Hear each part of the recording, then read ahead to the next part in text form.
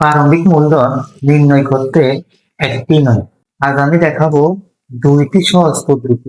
তোমার কাছে প্রথম পদ্ধতিটি যদি কঠিন লাগে তাহলে দ্বিতীয় পদ্ধতির মাধ্যমে অঙ্ক করবা, দ্বিতীয় পদ্ধতি যদি কঠিন লাগে তাহলে প্রথম পদ্ধতির মাধ্যমে অঙ্ক করবা। তো আমরা আজকে করবো হিসাব বিজ্ঞান। তোমাদের দ্বিতীয় অধ্যায়ে 19 পৃষ্ঠায় পাবা 5 নং সৃজনশীলের ক নং প্রশ্নের সমাধান। ক নং কি বলছে দেখো, জেন ট্রেডার্স, আমি এখানে লিখে রাখছি, জেন ট্রেডার্স 2025 সালে 1 জানুয়ারি নগদে 1,20,000 টাকা এবং 70,000 টাকা আসবাবপত্র নিয়ে ব্যবসা শুরু করে। ক নম্বর আমাকে বলছে জেন ট্রেডার্সে, আমি এখানে লিখে রাখছি, প্রারম্ভিক মূলধনের পরিমাণ নির্ণয় করো। তো প্রারম্ভিক মূলধন বাই করার নিয়ম হচ্ছে, প্রথমে আমরা বাই করবো সূত্রের মাধ্যমে। তো সূত্রের মাধ্যমে সেটা হচ্ছে এভাবে, তোমরা লিখবা প্রারম্ভিক মূলধন বা প্রারম্ভিক মোট সম্পদ দিতে পারো, মোট সম্পদ সম্পদ মাইনাস প্রারম্ভিক মোট দায়, প্রারম্ভিক মোট দায়। কেমন? আর একটা কথা বলে রাখি তোমাদেরকে, প্রারম্ভিক আর সমাপনী, যারা তোমরা এটা বুঝো না তাদের জন্য প্রারম্ভিকটা হচ্ছে বছরের শুরু অথবা মাসের শুরুটা। মনে করো 1 জানুয়ারি, মনে করো, তো এগুলো হচ্ছে বছরের শুরু। আর বছরের শেষ কোনটা? মনে করো 31শে ডিসেম্বর, 31 ডিসেম্বর অথবা 31শে জানুয়ারি, মাসের শেষেরটা। অর্থাৎ বছরের শুরু এবং মাসের শুরুটা হচ্ছে প্রারম্ভিক, এবং বছরের শেষ অথবা মাসের শেষেরটা হচ্ছে সমাপনী। তো আমাকে যেহেতু প্রারম্ভিক মোট সম্পদ বাইর করতে বলতে, তার নিয়ে আমরা 1 তারিখের গুলো দেখবো।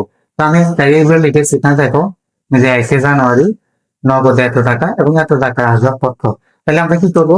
সূত্রটা হচ্ছে প্রারম্ভিক মোট সম্পদ বিয়োগ প্রারম্ভিক মোট দায়।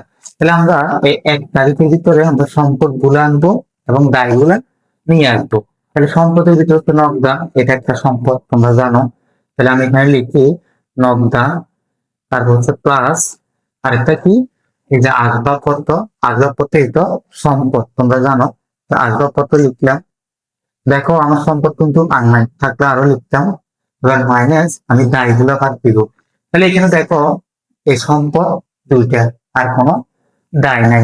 তাহলে আমি কি করবো? দায় যেহেতু নাই, দায়ের ঘর খালি রাখবো, কিছু নাই। তাহলে এবার দেখো শুধু এগুলো আমরা যোগ করবো।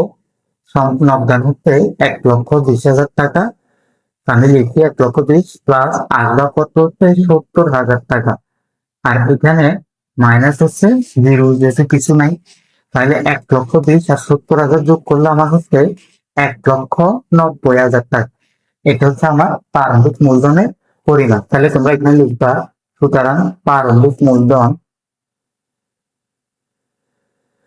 প্রারম্ভিক মূলধনের পরিমাণ, তারপর হচ্ছে 1,90,000 টাকা।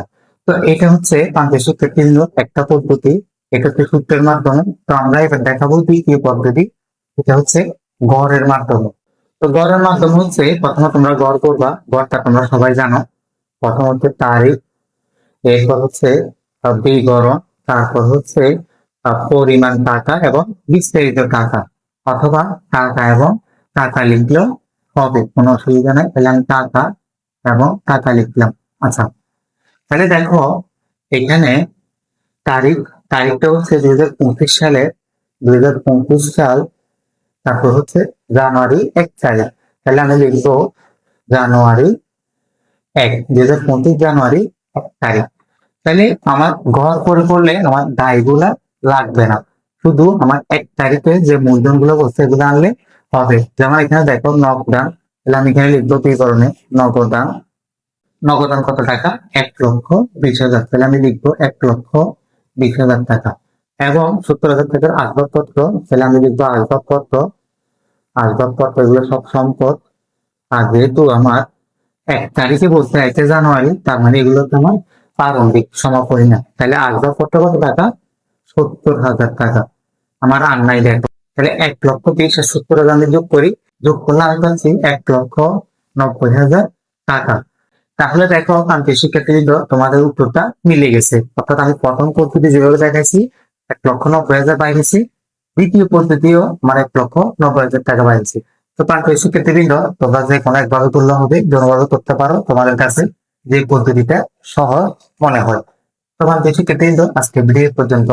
ভিডিওটা যদি ভালো লেগে থাকে আমার চ্যানেলে নতুন হয়ে থাকা অবশ্যই চ্যানেলটি সাবস্ক্রাইব করবা এবং কি ফেসবুক পেজ থেকে দেখে থাকে অবশ্যই ফলো করবা। আর যদি ভিডিও ভালো লেগে থাকে বন্ধু বান্ধব শেয়ার করে দাও যাতে সবাই থেকে উপকৃত হয়। আসসালামু আলাইকুম ওয়া রাহমাতুল্লাহি ওয়া বারাকাতুহু।